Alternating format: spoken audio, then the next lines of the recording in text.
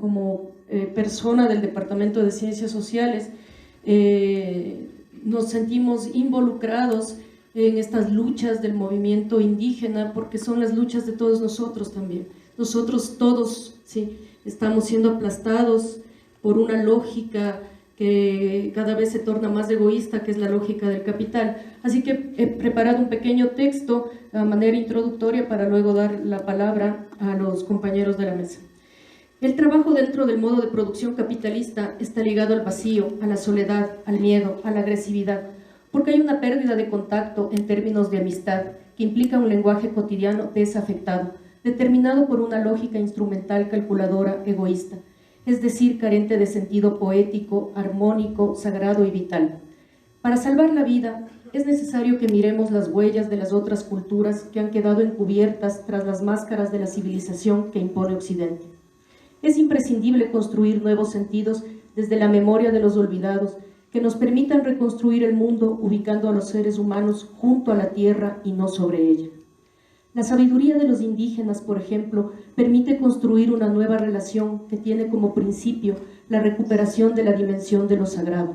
Para los indígenas, la tierra es la gran madre porque alimenta y acoge la vida que mora en ella.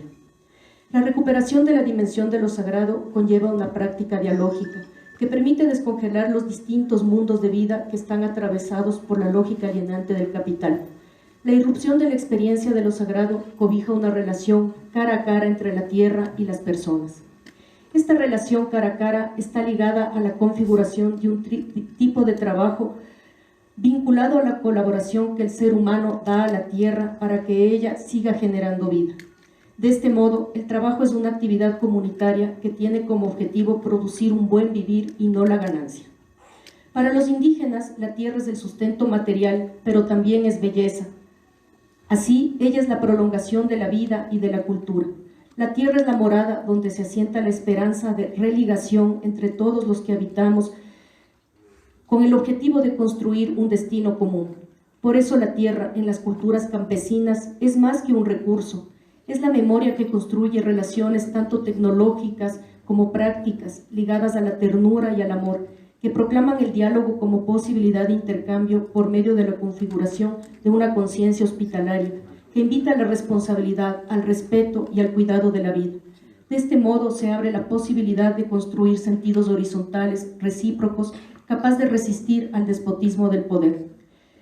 En medio de esto, nosotros, como académicos, nos sentimos cobijados por los indígenas, cobijados en sus luchas, porque como ya les dije, consideramos que son luchas de todos nosotros, luchas por el cuidado de la vida. Ahora se habla mucho de la ganancia, se habla mucho de la competencia, se habla mucho del éxito, pero poco hablamos de esto que es tan sutil y tan profundo, que es cuidar la vida. Entonces yo por eso me siento realmente honrada al estar aquí en esta mesa con quienes nos ayudan permanentemente a no olvidar de dónde venimos y a dónde vamos a volver, a la tierra. Muchas gracias. Quiero brevemente hacer una exposición en los 7 minutos del tema que se propuso para este conversatorio, pensamiento indígena y lucha social. Y quiero sostener 2 hipótesis. Primero, que la lucha social indígena ha combinado 2 tipos de pensamientos: el pensamiento étnico y el pensamiento de clase, sobre todo en la sierra. Las organizaciones de la Amazonía, sobre todo el pensamiento étnico. Segundo, que el movimiento indígena como movimiento social, al igual que todos los movimientos sociales del mundo en el contexto en el que nos movemos, de la globalización, direccionada por la ideología neoliberal, ha llevado a que los movimientos sociales muevan muy poco y las luchas sociales se han vuelto sobre todo luchas de protesta, es decir, luchas reactivas. El movimiento social se caracterizaba por ser proactivo, proponer valores, dirección para transformar la sociedad. Las nuevas luchas, no solamente aquí, pensemos en Chile, en Francia, movimientos reactivos provocados por otros, y uno reacciona y resiste. Las movilizaciones generalmente, como hemos visto aquí, deslumbran por esa capacidad de movilización, pero mueven muy poco. Deslumbran por su capacidad de movilización, pero mueven muy poco socialmente. Eso es lo que voy a sostener a continuación. Primero, esta suerte de ir combinando el discurso étnico con el discurso de clase. Esto hay que entenderlo siempre en el contexto económico, social y político. Hay varios hitos para poder explicar esto. Primero, partamos solamente de la Ley de Comunas de 1937. La Ley de Comunas, con la ideología de la revolución liberal, lo que trataba es que era de integrar a los indígenas a la sociedad blanco-mestiza, que se decía así. Crea la Ley de Comunas legalizando las comunas como un camino de irlos, ¿no es cierto?, incorporando a la sociedad de la cultura nacional, si queremos llamarlo así. Pero eso resultó al revés. Los sectores indígenas aprovechan la legalización de las comunas para fortalecer sus autoridades tradicionales, el cabildo, reconfigurar su identidad étnica, un nosotros frente a los mestizos. Se reconfigura entonces la identidad étnica. Voy a ser muy rápido. Segundo, la intervención de la izquierda en los años 40 sobre todo, intervienen en el sector campesino el Partido Socialista, el Partido Comunista, y empieza a organizar a los sectores indígenas contra, ¿no es cierto?, el sistema de hacienda, el huasipungo, y va inculcando en las primeras organizaciones de la sierra no solamente el discurso étnico, es decir, tú eres indígena, sino el discurso de clase, tú eres campesino, pobre, explotado, el discurso de clase. Por eso la primera organización indígena que nace en 1944, la FEI, la Federación Ecuatoriana de Indios, nace precisamente coordinada con estas ideologías socialista y comunista y el discurso de clase. Tercero, en este segundo punto va a predominar este discurso de clase. Tercero, la reforma agraria. La reforma agraria se da por dos fenómenos. Uno, por la misma lucha indígena de sus organizaciones, y otro porque la hacienda estaba impidiendo el desarrollo capitalista, porque la fuerza laboral estaba concentrada en las haciendas y había que liberarlo para que entre a la oferta y la demanda de la fuerza de trabajo. Se fortalecen en esta lucha las organizaciones indígenas, máxime que para ir a la, ¿no es cierto?, a la reforma agraria, el Estado pedía que los sectores indígenas estén organizados, se agrupen en comunas, y por eso hay aquí en esta época un gran resurgir de las comunas indígenas, y va a ir predominando sobre todo en esta parte el discurso otra vez étnico y el reforzamiento de la identidad indígena. Cuarto, el desarrollo rural integral, 1970-1980.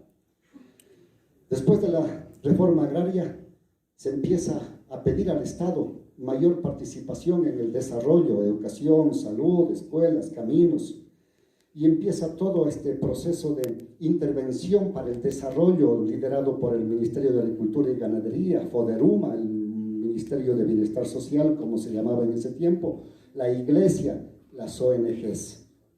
Se demanda, dije, mayores servicios, se fortalece la organización, se fortalecen las dirigencias. Nace en esta época de los 70, Ecuarunari, en el 72, la Federación Shuar, también ligadas a una visión progresista de la Iglesia, sobre todo acá con Monseñor Proaño, y en la Amazonía, cuando nace la Federación de Centro Shuar, con la participación de la comunidad salesiana. Cuarto, el voto universal y el acceso a la educación.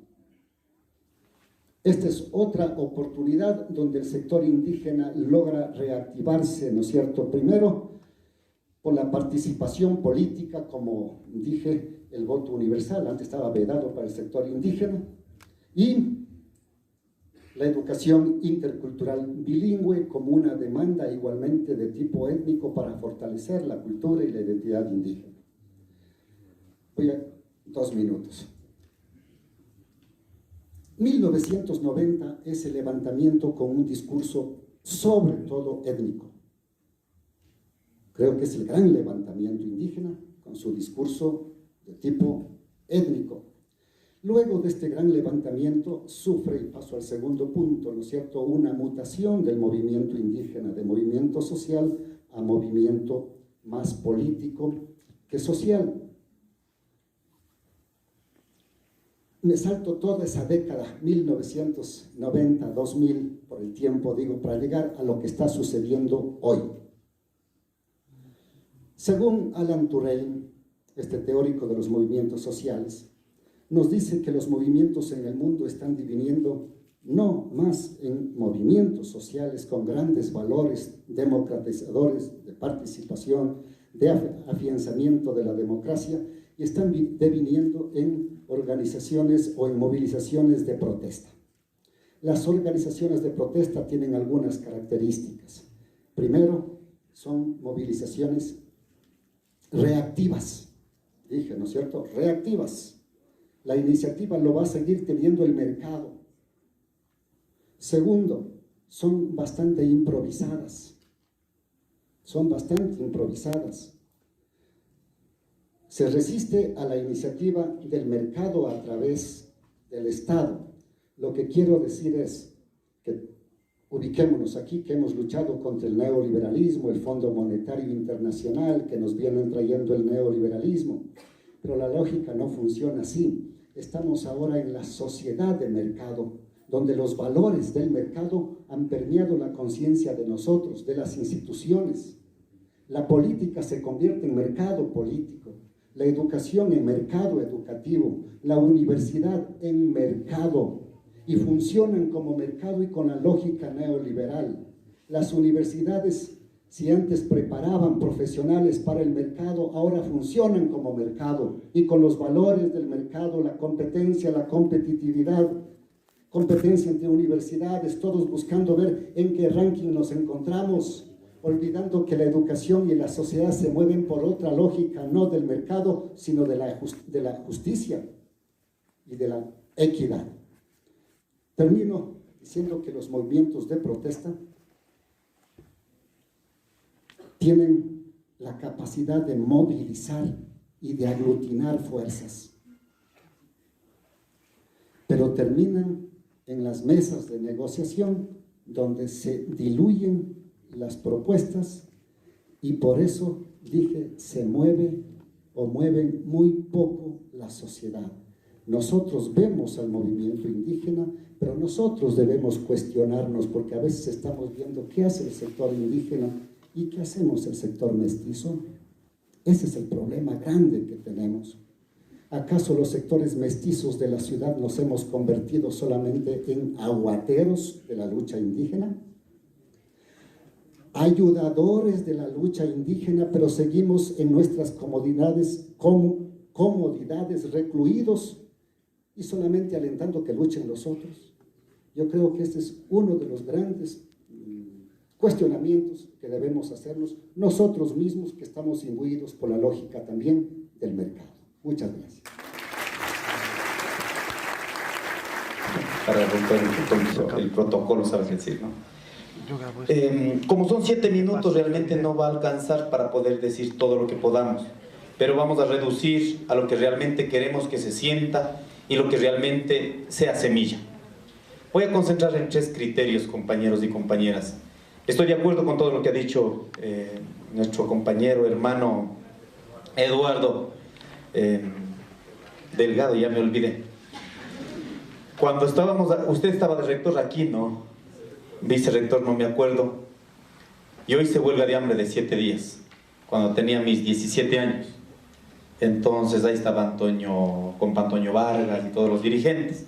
Yo me acuerdo con claridad el mensaje que recibí de usted. Entonces, volver a encontrar en el mismo camino, me parece volver a reconstruir el mismo camino de hace 500 años. Y eso es importante. La gente que quiere transformar este mundo, la humanidad, nos encontramos en el camino de la lucha. Eso tiene que ser un indicador. Y sobre todo, llamar a los jóvenes. Si la juventud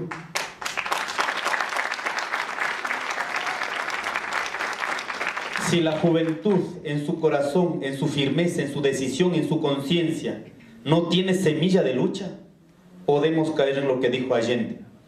Ser joven y no luchar es hasta una contradicción biológica. Por ello nosotros hemos llevado este mensaje. La fuerza de la juventud, pero sobre todo la sabiduría de los mayores. Esa sabiduría de los mayores, ¿en dónde lo hemos tenido? De Dolores Cacuango, Tránsito a Maguaña, de nuestros taitas en todo el tiempo del Huasipungo, en el tiempo del liberalismo, también aquí en el Ecuador, en el continente, nuestro taita hermano, Tupac Amaru, Atahualpa Rumiñahui, ¿y dónde ha estado? No sé si ustedes vieron en la pelea, digamos, ¿no es cierto?, en la asamblea, más o menos querían un indito cabizbajo, de rodillas, pidiendo disculpas, lo que ha pasado en el país.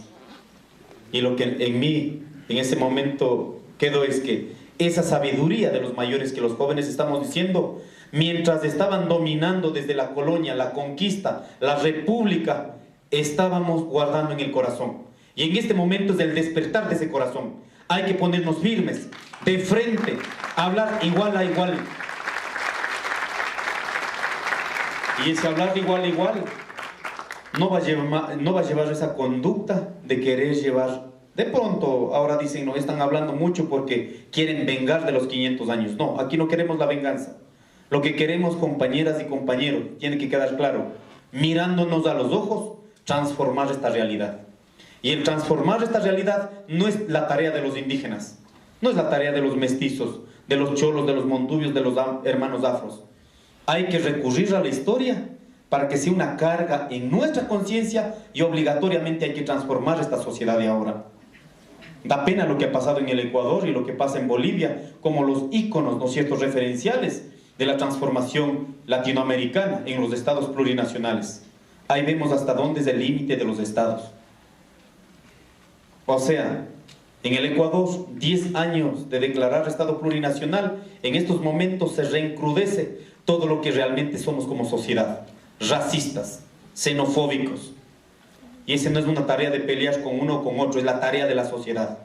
O estamos en este camino o dejamos que siga como está en este momento. Por ello, yo esta primera parte quiero decir, estimados compañeros, no necesitas ser ideólogo, no necesitas ser politólogo, no necesitas ser de pronto un cientista para lo que hizo la humanidad. Si no se hubiera luchado en esclavismo, en feudalismo, que ahora estamos en el capitalismo, simplemente no se hubiera transformado la sociedad. Está probado. Si la gente no luchaba en el esclavismo, hubiéramos seguido de esclavos hasta ahora, pues, ¿no es cierto? Entonces, compañeros, la tarea de cambiar esta civilización, la tarea de cambiar este modelo capitalista, que en este momento es un auge, es la tarea de todos, porque está probado en miles de años que es posible cambiarla. Qué bueno que sea con ustedes, compañeros, porque si no también vamos a dejar una tarea a nuestros hijos. Pero para que nuestros hijos sean una referencia, necesitamos con su vida ahora decir que estamos luchando porque queremos cambiarla. Ahora no creo que sea una discusión ideológica, incluso uno sostiene el tema ideológico, pero en este momento no es ni siquiera un problema ideológico el cambiar la sociedad, el cambiar la humanidad. O estás de acuerdo con la vida o estás de acuerdo con la muerte, punto, no hay por dónde más analizar. En este momento que tienes una presión ambiental que ha generado el capitalismo gracias a la explotación de los seres humanos sobre los seres humanos, gracias a la explotación de la madre tierra, en este momento, si no ponemos firmes, en este momento, no solo en el Ecuador, a nivel mundial, simplemente somos seres humanos sin retorno. Queremos quedar, de pronto ya me sacaron de contexto también eso lo que dije en la Asamblea Nacional, ¿no es cierto? Todo el mundo defendiendo su verdad. ¿Cuál es esa verdad? La verdad de lo que controlan en este momento, los que deciden sobre nuestra vida. Si es que queremos salir de ese límite, de esa verdad, entonces son subversivos, son guerrilleros, son delincuentes, lo que sea, cualquier cosa. ¿No es cierto? ¿Qué hemos dicho? Nosotros no vamos a quedar en una verdad de los que nos dominan. Hay que, en este caso, llevar el mensaje, sacar de esa realidad. La única verdad es la realidad. En la realidad lo que está clarito es, compañeras y compañeros, hay 1% que tiene más del 60% del Producto Interno Bruto de este país. Si eso no les llama la conciencia, compañeros, esa es la verdad. Y hay que convocar a discutir esa verdad. Y no entrar en esta defensa de los números, ¿no es cierto? De que porque tienen tanto ingreso, tanto control económico, entonces tienen la decisión de decidir sobre nuestras vidas. Entonces, en esta primera parte, estimados compañeros, la historia de la humanidad es historia de la lucha. Y en esa lucha de clases, estando de acuerdo, compañeras y compañeros, no nos hagamos los... A veces no queremos hablar de izquierda, de derecha, dicen ya medio jodido. Pero ¿para quién quiere que así sea? Para los que nos dominan. Estamos en ese momento. Un siguiente criterio que quiero poner, me llamó mucho la atención el tema del pensamiento indígena con las luchas sociales. El pensamiento es una construcción colectiva. El conocimiento que nos ha vendido la sociedad moderna, sí, es probada en la tesis, en la antítesis, es probada en la investigación, sale el cientista y te vende ese conocimiento, ¿no es cierto? Así es como en este momento está la humanidad. Por eso dicen, oye, pero si es que realmente no quieren tener celulares, entonces ustedes también... No, si dicen que no quieren tener minas, entonces hay que decir no a los celulares. ¿Por qué? Porque ese pensamiento, ese conocimiento está vendido. Pero los pueblos indígenas hemos dicho, ese conocimiento, ese pensamiento es de manera colectiva. Por eso nunca ha habido división de clases, al menos en la civilización que hemos ostentado más de 12.000 años. ¿Ha habido problemas? Sí. Si vamos a recurrir en términos económicos, en términos sociales, culturales, sí lo ha habido a conquistas. Pero si vamos a comparar, digamos, entre las civilizaciones, yo creo que la sociedad más justa que se tenía, con todos los problemas, creo que la civilización andina. En ese sentido, pedimos a la juventud, no indígena, porque aquí también es una cuestión media jodida, ¿no? Unos medios más blanquitos juzgando a los más negritos, unos medios con ponchito juzgando a los otros. No, aquí no es un problema, compañeras y compañeros, de identidad. Hay que decir con claridad, nuestra pertenencia cultural, lo que somos y nos respetamos, una sociedad intercultural, pero sobre todo nuestra identidad de clase. Siendo pobres, indígenas, cholos, blancos, gringos, montubios, estamos o nos reconocemos que nos están explotando o queremos estar en el campo de los que explotan. Eso tiene que ser el mensaje. Ahora eso no quiero que lleven de pronto para que digan otras cuestiones medias más jodidas, sino realmente para que eso sea el horizonte para cambiar esta realidad. Y finalmente, creo que ya no tengo mucho tiempo, así mismo es.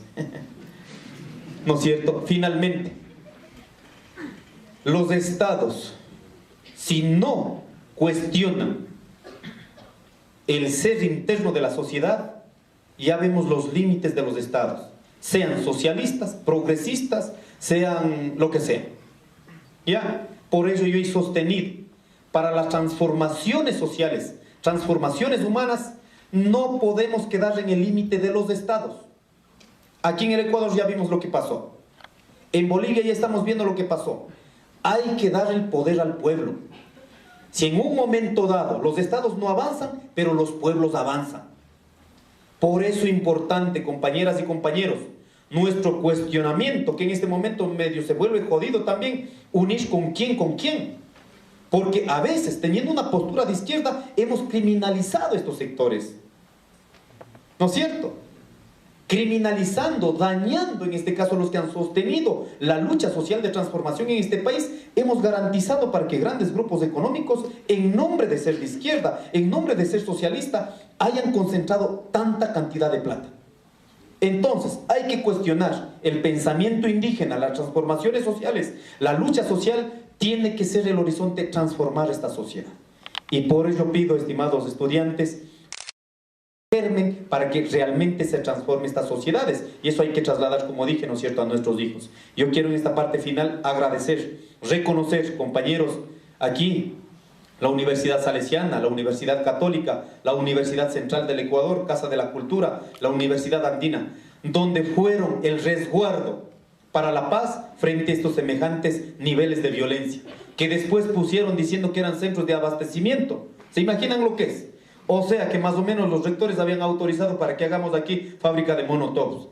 O sea, realmente ridículo que se quiera justificar un acto irresponsable de imposición que se ha generado de los grandes grupos económicos del Fondo Monetario Internacional gracias a la vocería del gobierno nacional. Estando totalmente de acuerdo, nosotros no podemos seguir siendo o no podemos seguir dando luchas contestatarias.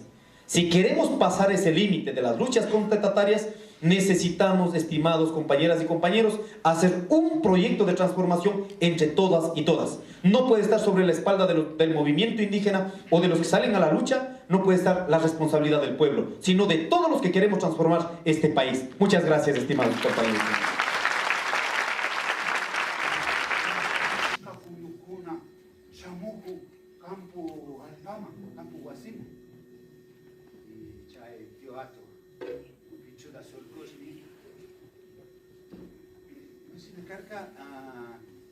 Recomiéndeles que se queden en su paz. Kuti, kunuka, matani kunuka. Hala, diatu. Yukunchi, urkumanta, uxashinami tanchi.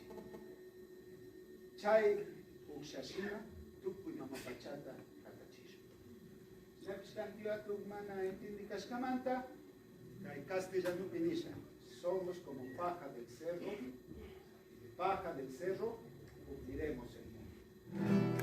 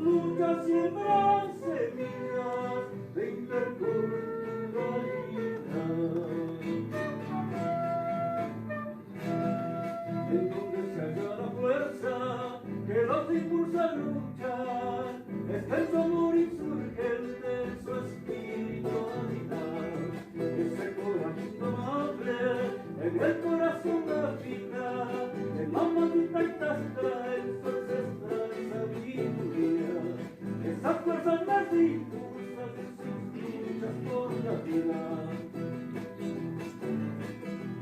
Todos como un solo puño, como un solo corazón, como un solo pensamiento, viendo cruzar la tierra del sol. Tan solo vienen armados con la fuerza del amor, el poder pone sus armas, tu violencia, tu represión. Los niños pueden sustentar la vida, los sueños y el corazón.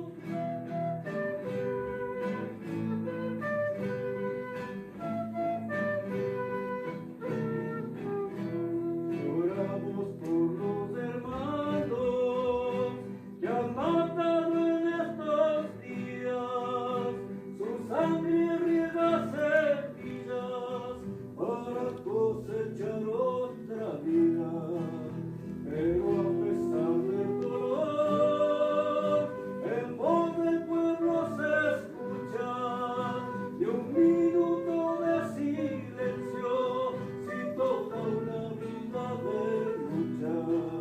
No es tiempo para el silencio, este es un tiempo de lucha. Ahora la tarde llora y no es la lluvia del cielo, es el llanto de todo un pueblo que dice adiós a sus muertos. Y tú que vienes del pueblo, a tu hermano estás matando por cuidar riquezas de otros, al pueblo estás desangrando. Matas para proteger a quienes te están explotando.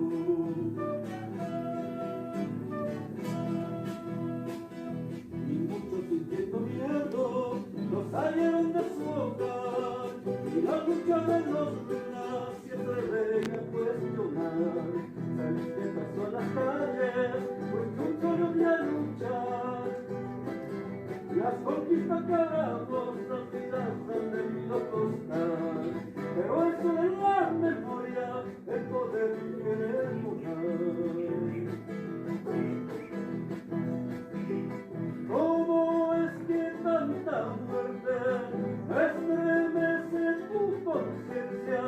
Abrimos, corrimos cómplices por el silencio y la indiferencia. Es tan perverso el poder que hasta el alma empobrecido, más no importa los nautas de todas las vidas que se han perdido.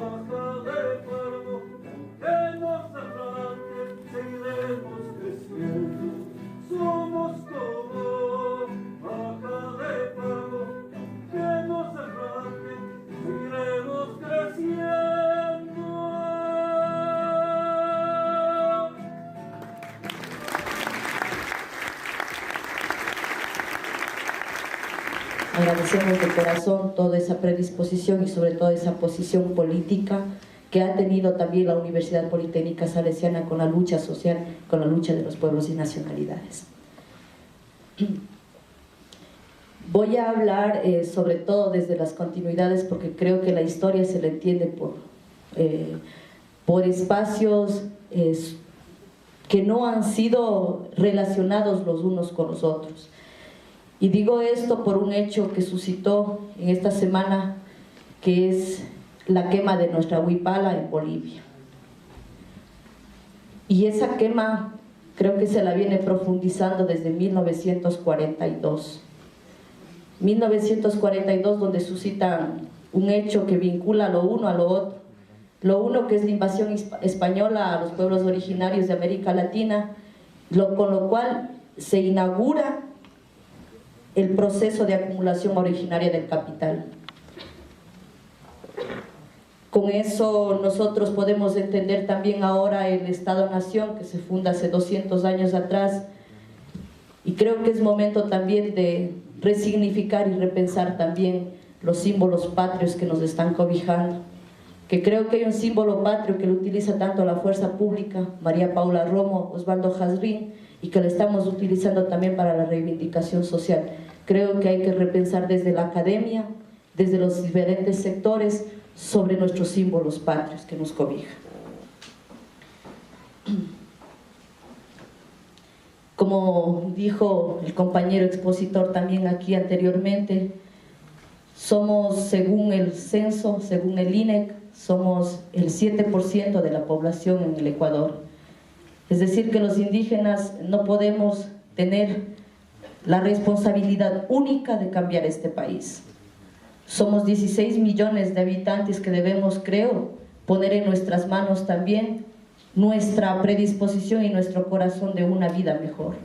Necesitamos aunar esfuerzos, necesitamos que se vinculen todos aquellos corazonares de querer una realidad distinta para nuestros hijos, de querer para nosotros mismos una realidad distinta. En este sentido voy a hablar tres momentos de lo que fue para nosotros, para el movimiento indígena en especial, porque no negamos que esta jornada de movilización que se dio no fue solamente del movimiento indígena, fue de ustedes también, de la academia, de los estudiantes, de los trabajadores, de los barrios de Quito. Estuvieron todos en ese espacio, y que creo que muchos de los que estuvimos ahí nos dimos cuenta que esto tomó un carácter de rebelión. La gente estaba totalmente indignada de lo que estaba pasando y de lo que significaba un decreto que precarizaba nuestras vidas, por el cual nos indignamos todos y salimos a las calles. Para nosotros, para el movimiento indígena, no fue una cosa que salió al azar. Esto lo habíamos venido planificando ya desde hace rato. El 25 de agosto de este año, en la Asamblea Anual de la CONAIE, decidimos volcarnos a la movilización, sobre todo porque no se habían cumplido con mandamientos básicos que habíamos tenido con el gobierno nacional instalados en una mesa de diálogo el 11 de diciembre del 2017. Temas que tenían que ver con la amnistía para los compañeros y compañeras que fueron procesados durante el gobierno de Rafael Correa, lo cual no se dio paso. Temas que tienen que ver con temas territoriales, la intervención minera en nuestros territorios de manera inconsulta, que tienen que ver también con la defensa de los 21 derechos colectivos que dice en la Carta Magna del Ecuador, temas que tienen que ver con educación intercultural bilingüe, salud intercultural, entre otros. Esta fecha, el 23 de agosto, se resuelve ir a movilización nacional. Luego las regionales, de la que represento yo como Ecuarunari, el día 19 de agosto de este año, ratificamos nuestra salida a la movilización nacional, que iba a ser progresiva y territorial. Lamentablemente, el 1 de octubre, el presidente en cadena nacional lanza el decreto 883, eliminación de subsidios a los combustibles.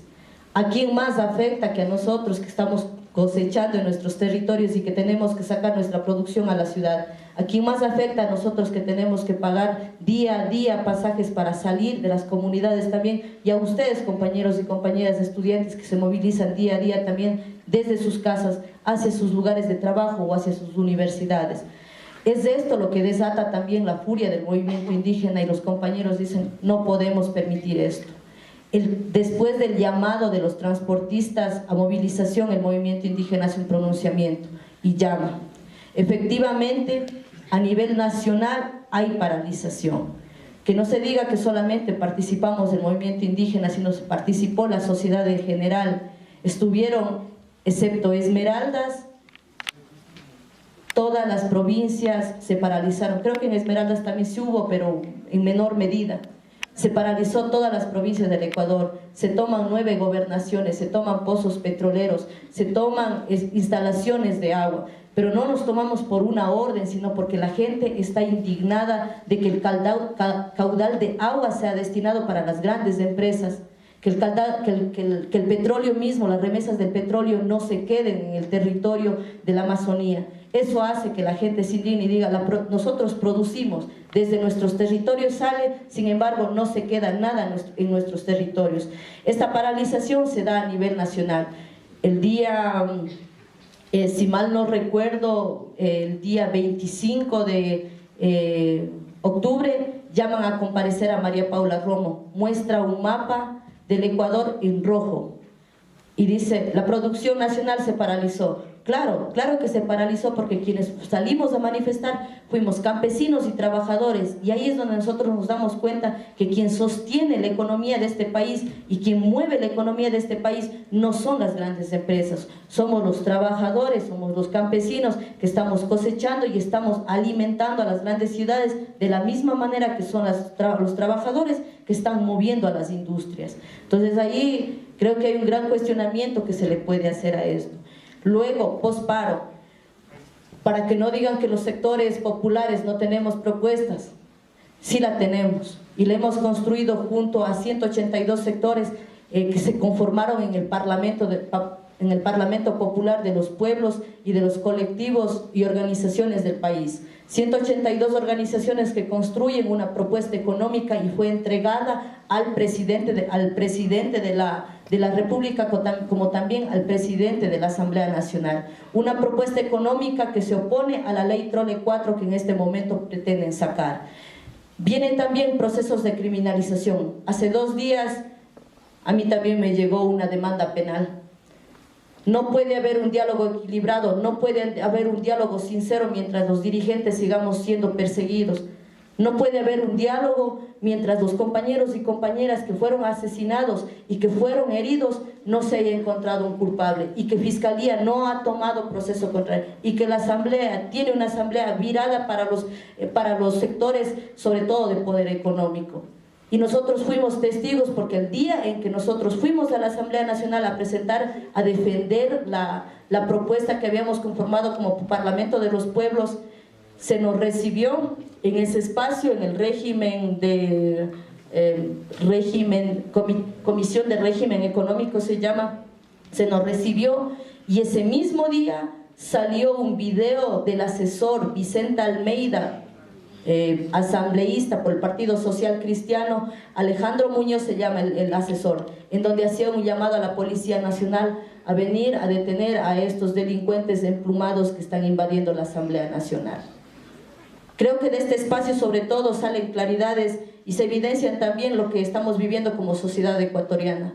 Una polarización fuerte entre un sector de la sociedad y que está promoviendo también ahí los grupos de poder, una posición bastante fascista contra nosotros, contra los pueblos y nacionalidades y los sectores populares, un racismo acentuado. Que no se les olvide a ustedes también lo que dijeron las altas damas de la oligarquía quiteña: pónganle la pluma al Indio Vargas.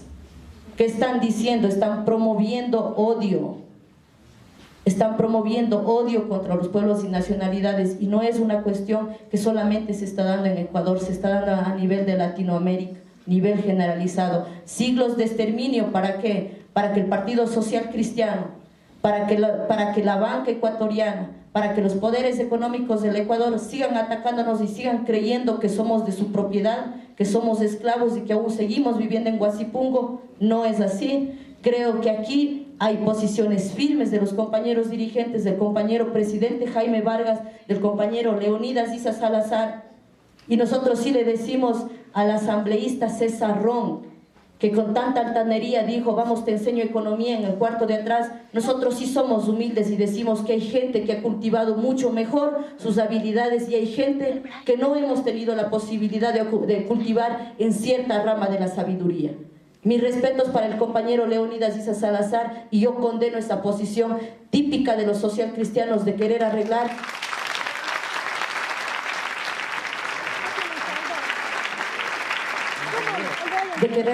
las cosas a golpes o a insultos. Porque mientras ellos nos insultan, mientras ellos crean redes, troles para insultar a la dirigencia, resulta que cuando alguien da un calificativo, enseguida es procesado.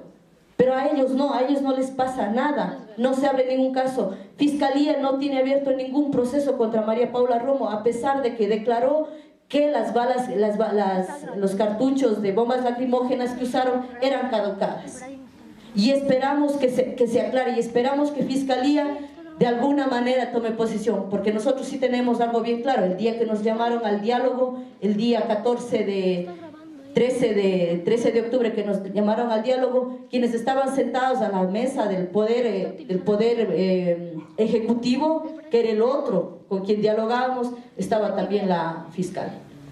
Entonces eso no nos da garantías de que en realidad pueda pasar algo que de alguna manera condene todos estos actos que se han dado. Nosotros, ¿me queda tiempo aún o no me queda? Un minuto. Un hecho en especial, sobre todo de que nosotros sí queremos dejar claro que esta no es una lucha electoral.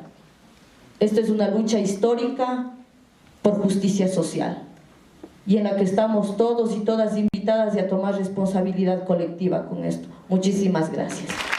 Buenas tardes a todos y todas. Lo que nos convoca acá es una reflexión, y primeramente siempre mencionamos que estos conocimientos, estas reflexiones o estos saberes también parte primeramente de un acumulado de lucha y resistencia de hace cientos de años, y también con la posibilidad de reflexionar lo que me ha llevado a entender sobre el pensamiento indígena y lucha social. Creo que primeramente, al momento que tenía sed, y primeramente si tenía sed tenía que compartir a la compañera, compartir a la otra compañera y a los compañeros, y luego tomar el agua. Esto sería el modo de producción relacional, es el tema económico.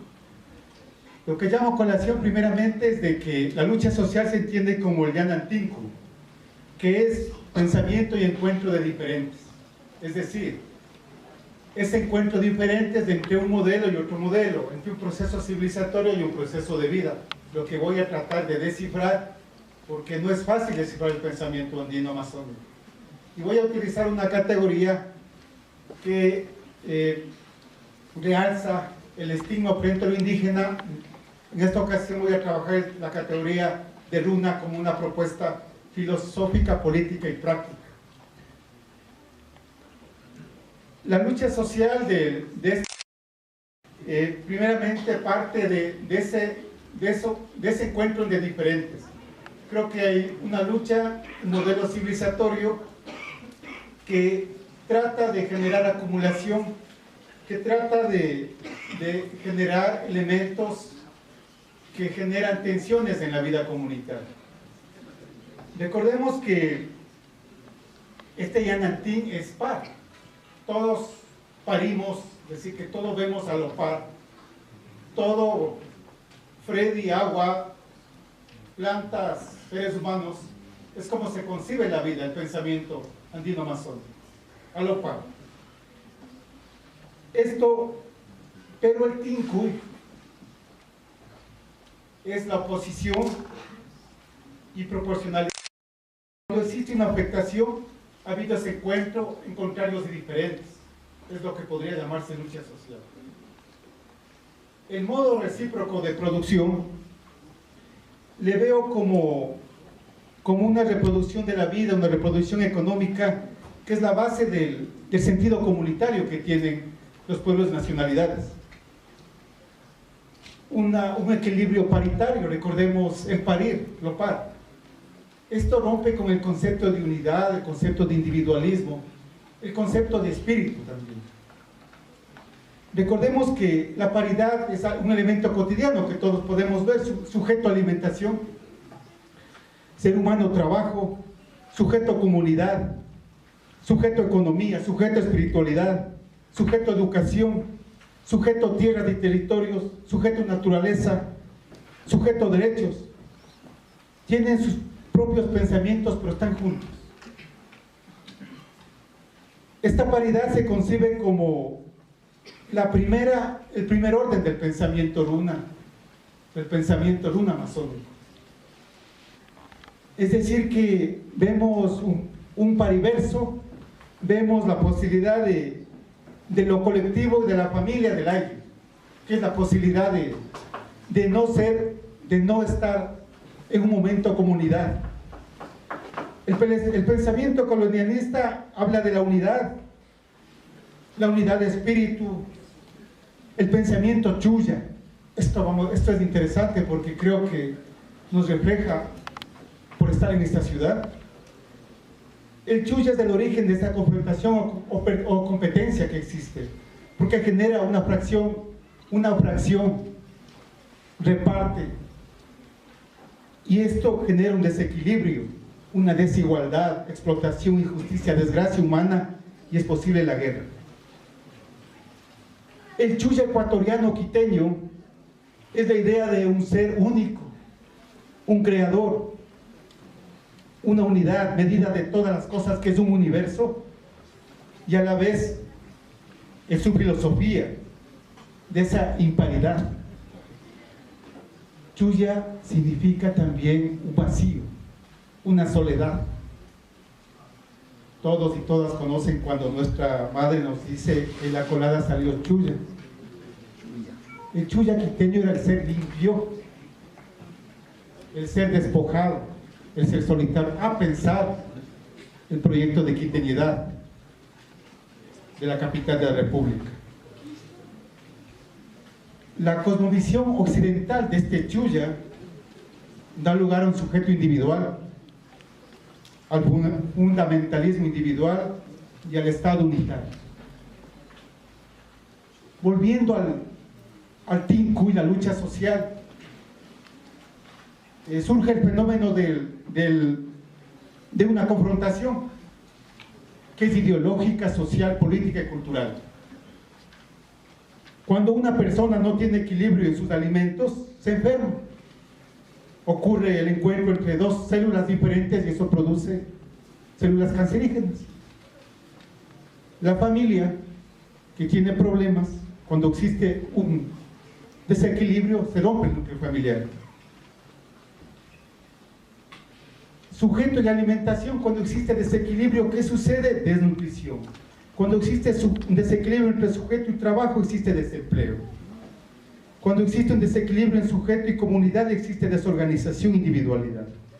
Cuando existe un desequilibrio entre sujeto y economía, viene la pobreza, o también la riqueza, también, enriquecimiento. Cuando existe un desequilibrio en sujeto y educación, existe analfabetismo. Un sujeto, desequilibrio entre sujeto y naturaleza, viene la explotación de los recursos naturales. Y cuando existe un desequilibrio entre sujetos y derechos, viene vulneración, racismo y discriminación. Un ejemplo es desequilibrio económico. 32,000 personas son funcionarios públicos en el Estado ecuatoriano. Algunos ganan $5,200, pero con beneficios, cuotas de alimentos, ganan $7,000 mensuales. Si estos $7,000 mensuales multiplicamos por un año, tenemos 224 millones. Por 12 meses tenemos 2.680.000 que se gasta y lo que se llama la brecha fiscal. Es decir, que estamos viendo un desequilibrio entre sujeto y trabajo. Esto produce mucha ganancia y también acaparado en pocas. Entonces, pensamos que la lucha social en la actualidad, para no decepcionar, creo que es la primera lucha contra el colonialismo, el anterior y el vigente, el neocolonialismo que está enraizado en nuestros procesos de respiración. Respiramos, escuchamos, oímos, comemos. Es una lucha en el plano de las ideas y del espíritu. Y también recordemos que podemos hablar de resistencia, que ya los pueblos y nacionalidades han resistido por más de 500 años y no han podido eliminar ese modelo de producción socioeconómica, de economías familiares en la población general. El desafío es lo siguiente, según lo que pensamos. Existen dos procesos en el campo y lo urbano. La reestructuración del pensamiento de un andino amazónico tiene que ser un proceso de los grupos agrícolas campesinos, porque ellos son el repliegue de la resistencia y la acumulación originaria relacionada con los conocimientos y los saberes y las prácticas. Y la liberación andina, la liberación de los runas andinos amazónicos apoyados con los grupos, con los pueblos nacionalidades, será en la ciudad. ¿Por qué en la ciudad? Porque cada uno de nosotros descendemos de pueblos migrantes que han sido explotados, que han sido marginalizados, que han sido oprimidos, que han sido víctimas de racismo y discriminación. Descendemos de generaciones que hemos estado aquí en Quito, generaciones, y cada uno de nosotros conocemos cómo se forma el Estado, conocemos los aparatajes, conocemos los espacios públicos, conocemos cómo son las ciudades.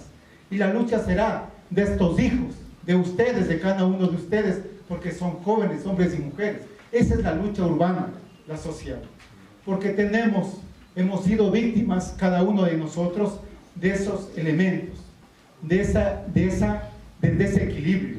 Y ese es el llamado entre campo y ciudad para conjuntamente generar este proceso de liberación, juntamente con este proceso de resistencia entre pueblos y nacionalidades conjuntamente. Al final, debemos tener en cuenta que esto no puede ser solo palabras, son procesos cíclicos que van teniendo unas transiciones,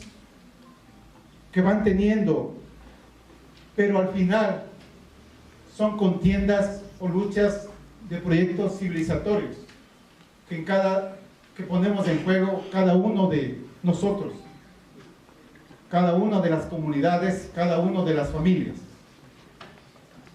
Por lo tanto, pensamos que la lucha de los sectores sociales, la lucha de los sectores oprimidos, marginalizados, discriminados, la lucha de los animalistas, la lucha de las feministas, podrán debilitar poco a poco en procesos largos, a largo aliento, este modelo civilizatorio que nos hemos dado cuenta que no funciona, que es el neoliberalismo y el capitalismo en su máxima expresión.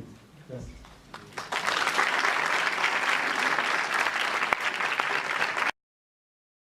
El problema de los subsidios es el problema para el tema de la dolarización, ¿no es cierto?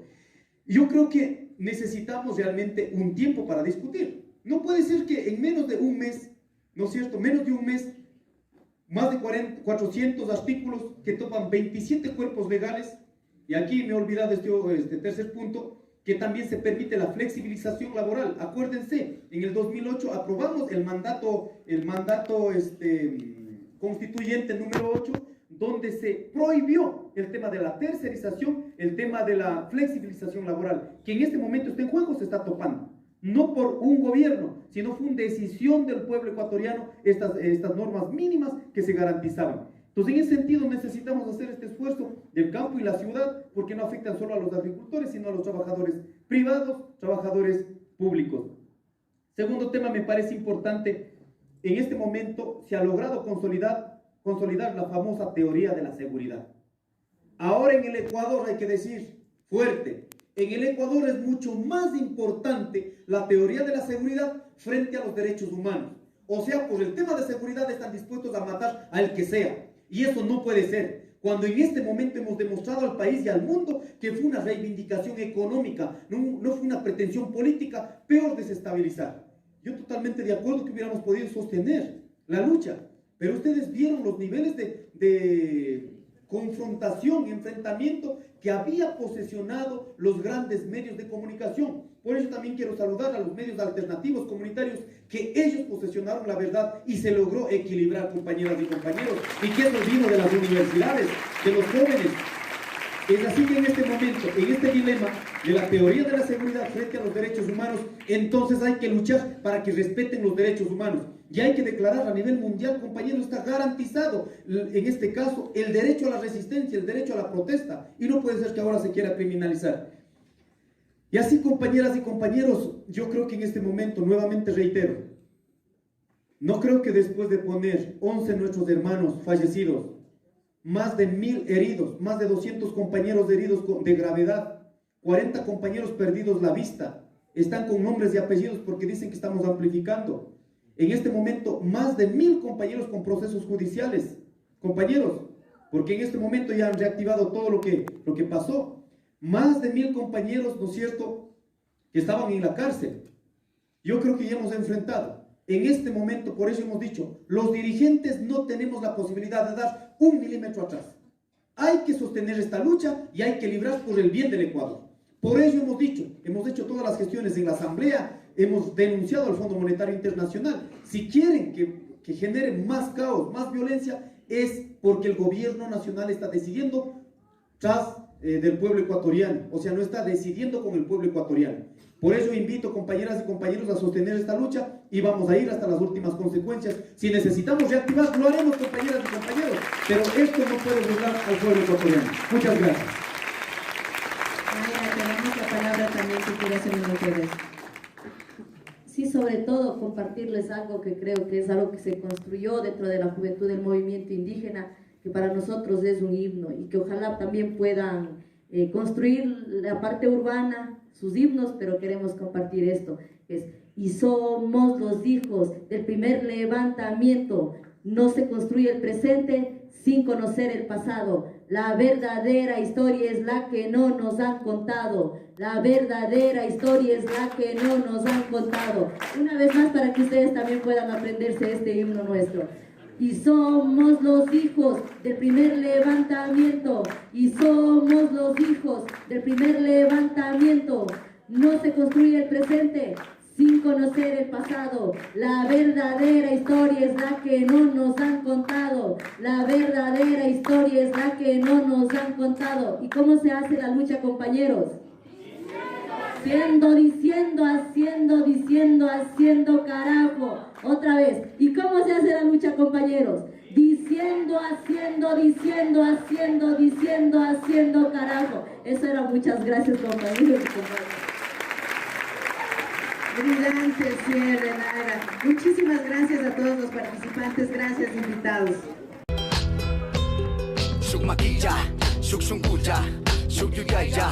Runa cuna caspacá, canacanchi, carajo. Los medios le ponen ajo, sazonan la información, preparando puro racismo para toda la nación que no cacha. Y macha, alicha, yapacha, ashacha, shinaya, ñucanchicha, takuna, y mashash, vidanga, boom, falla. Estamos preparados para la batalla. Maldad, crueldad, realidad, falsedad no detienen esta lucha por la libertad. Falla, que la guerra está allá. Estamos preparados para la batalla. Somos los hijos de los que murieron en manos de los pistoleros del imperio. Falla, que la guerra está allá. Estamos preparados para la batalla. Somos los hijos de los que murieron en manos de los pistoleros del imperio.